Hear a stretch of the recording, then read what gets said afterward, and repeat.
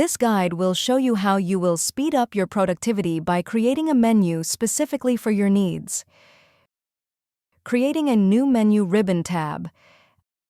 Access the customization options. Click the File tab, then click Options at the bottom. Click the Customize ribbon at the left side of the dialog box.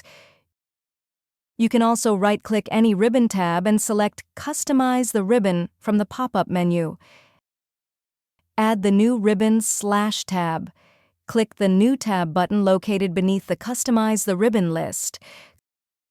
Click the arrow buttons to the right of the Customize the Ribbon list to move your new menu up or down in the list until it is in the position you want.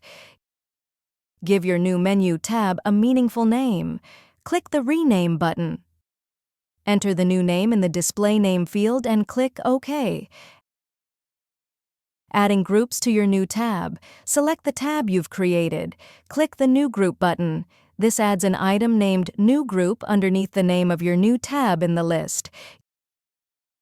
Give your new group a meaningful name. Adding items to your new menu tab. Select the menu group that you want to add items to. Select the command you want to add to the menu group. Click the Add button to the right of the scrolling list. Exit from the customization feature when you're finished. Removing items from your new menu tab. Access the customization options.